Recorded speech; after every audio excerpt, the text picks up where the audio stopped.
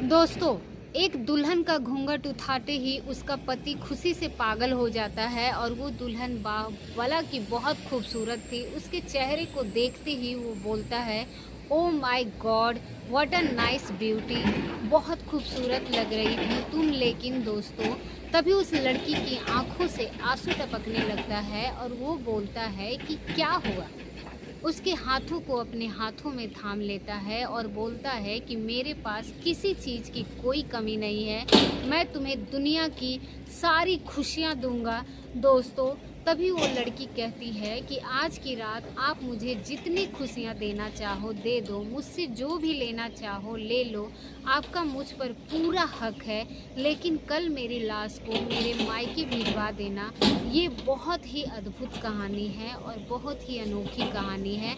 आइए जानते हैं पूरी कहानी इस वीडियो में। लेकिन वीडियो में आगे बढ़ने से पहले बस आपसे एक छोटा सा रिक्वेस्ट है कि आप हमारे वीडियो को लाइक कर चैनल को सब्सक्राइब कर लीजिए, ताकि मेरा जो हौसला है वो बढ़ता रहे।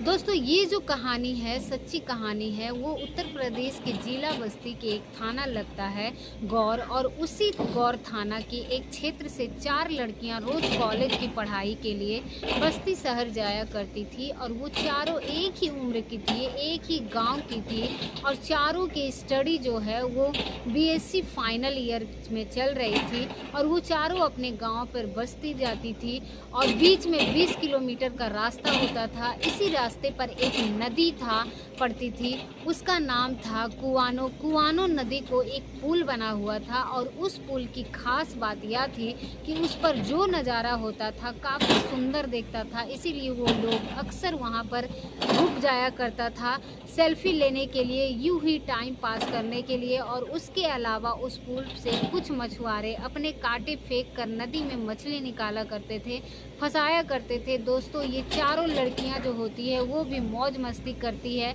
और करती हुई आती जाती थी, और वो अक्सर उस पुल पे रुक जाया करती थी। दोस्तों, इसी बीच में मछुआरों में एक नया लड़का होता है जो कि मछली फंसाने में बहुत माहिर होता है। उसका नाम होता है सोनू निषाद। उसके चारों में ना जाने ऐसी कौन सी खासियत थी, उसके अंदर ऐसी कौन सी कला थी कि वो सबसे ज़्यादा ही मछलियाँ फंसा देता था। दोस्तों, इन चारों लड़कियों में एक लड़के का नाम होता था सीमा सिंह। उसे भी मछली का पकड़ जाना बहुत अच्छा लगता था। और एक दिन वो सोनू के निषाद के पास जाती है और वो बोलती है कि मुझे भी मछली पकड़ना है। तो सोनू कहता है कि तुमसे गंदा काम कहाँ होगा, तुम दूर ही रहकर देखो। और बोलती है, क्यों, मैं मछली खाती हूँ, गंदा है क्या?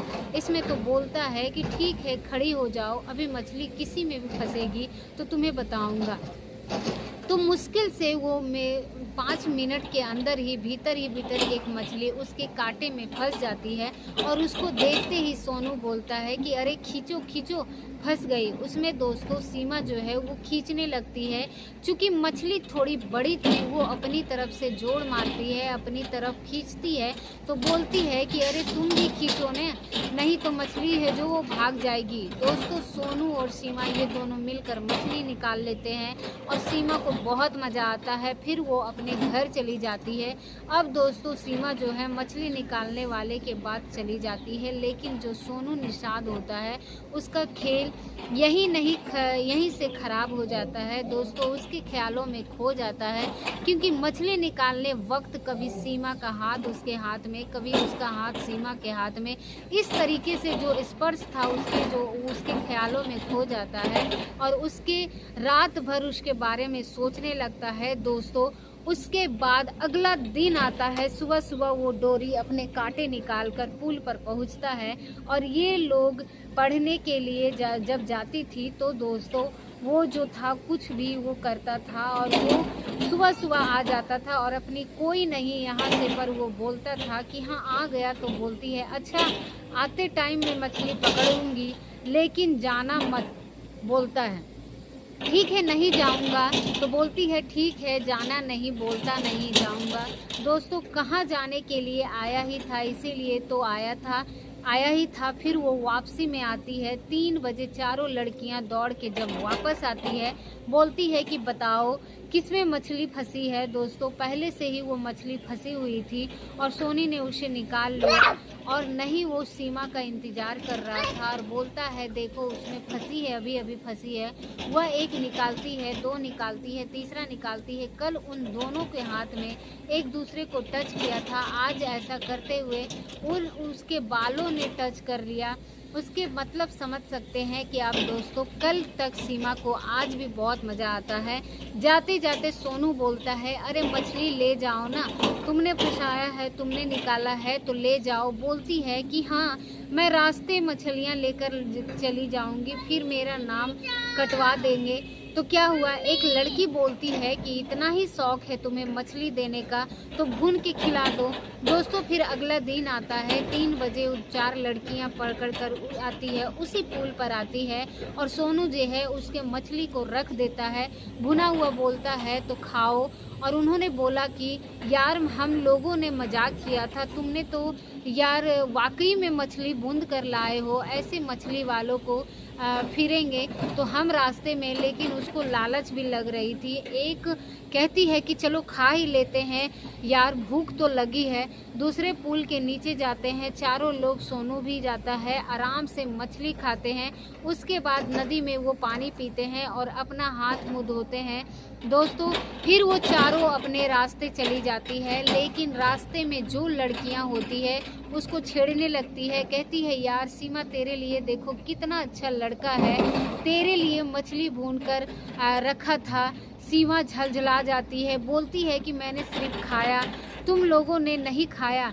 मैं तो खा भी नहीं रही थी यार, तुम ही लोगों ने फोर्स किया तो मैंने भी खा लिया। वो बोलती है कि ठीक है गुस्सा ही क्यों हो, लेकिन लड़का अच्छा है, तेरे ही लिए ही रखा था। वो दोस्तों कहते हैं कि पहला यार किसी से भी हो जाता है, पहला प्यार। सीमा जो है फ्रेंडों ने उसका मजाक किया, लेकिन उसने इसे सीरियस ले लिया और घर जाने के बाद वो फिर सोनू के बारे में सोचने लगी और उसे भी थोड़ा थोड़ा एहसास होने लगा, उसने भी थोड़ी थोड़ी उसके अंदर की थोड़ी थोड़ी फीलिंग होने लगी। फिर अगला दिन आता है और वो कॉलेज के लिए निकलती है, पुल पर पहुंचती है, रोज़ की तरह सोनू वहां पर खड़ा था। सीमा उसको देखकर मुस्कुराती है, बोलती है आगे आके मिलती है, जाना मत दोस्तों। फिर 3 बजता है, चारों फिर आती है, सोनू के पास आती है और फिर सीमा कहती है कि समोसे खाओगे। सोनू बोलता है समोसे तो बोली कि हाँ लाए हैं तुम्हारे लिए, तो बोला है मेरे लिए किस लिए यार लाए हो, तुम लोग समोसा खैर तो खुलो खाने के लिए तो तुम जाकर खा लो।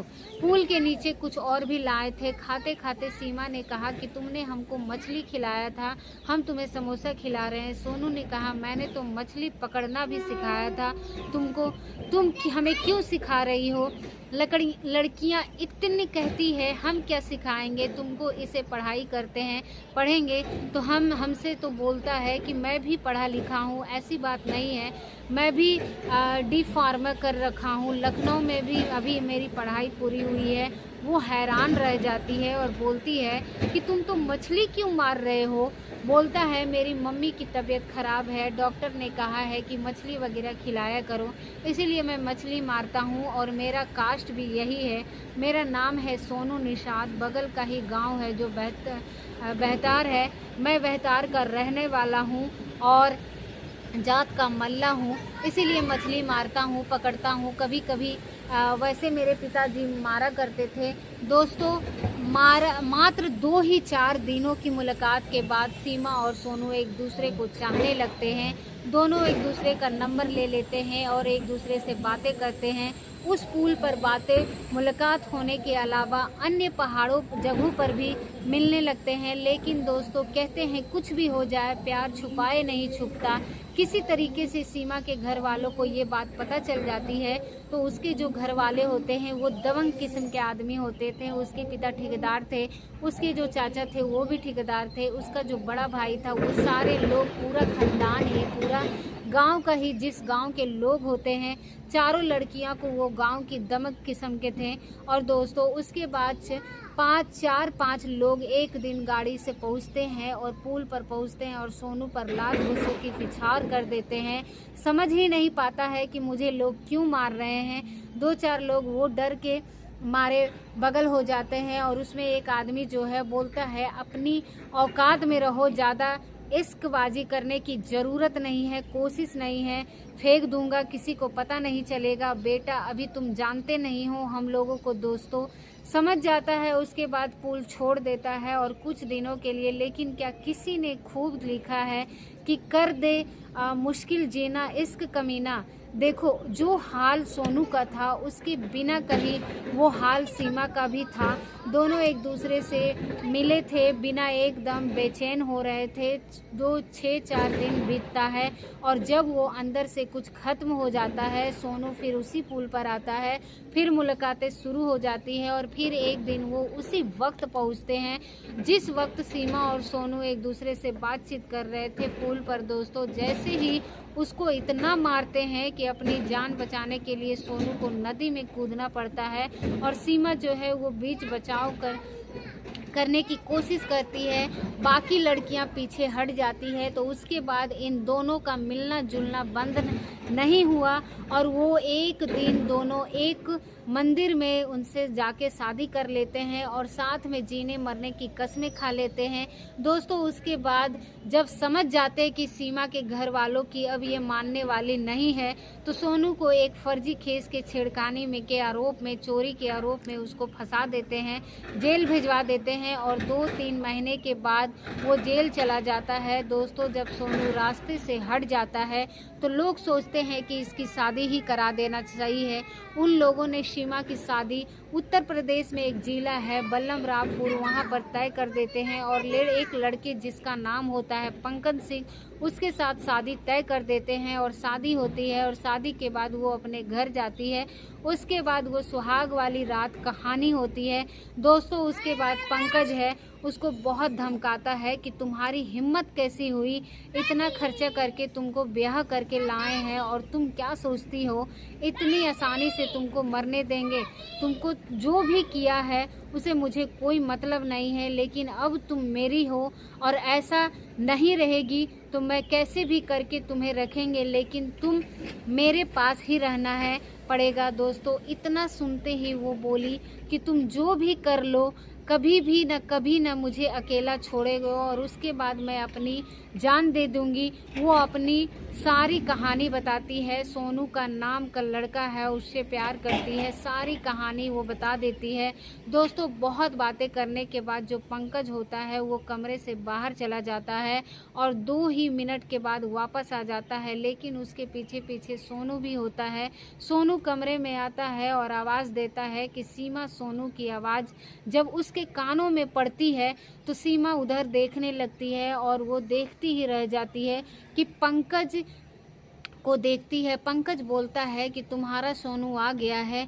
दोस्तों बड़ा ही प्यार वो कूद पड़ती है और आते ही उसके गले लिपट जाती है, उसके बाद रोने लगती है। दोस्तों इसके बाद उसके समझ में नहीं आता है कि ये सब क्या हो रहा है, कैसा लग रहा है जैसे कोई सपना देख रही हो। लेकिन तभी उस कमरे में अन्य 2-4 रिश्तेदार आते हैं और सारे लोग खुशी से ताली बजाते हैं और उसके बाद पंकज बताता है पूरी कहानी और सीमा की समझ में नहीं आ रहा था ये सब क्या हो रहा है, ये सब उसके साथ कोई चाल चली जा रही है, ये सब क्या हो रहा है। लेकिन पंकज उसके बाद सारी कहानी बताता है। दोस्तों उसी दिन सोनू जो है वो जमानत पर घर आ जाता है और शादी वाले दिन ही उसके पास उसके कार्ड पर उसको एड्रेस पता देखता है तो सीधा बलरामपुर पहुंच जाता है और गाड़ी बुक करके वहां पर देखता है जो पंकज होता है वो लखनऊ में उसके साथ ही पढ़ता था, वहाँ रहता था। और पंकज भी हैरान हो जाता है, यार मैंने तो उसको बुलाया ही नहीं था,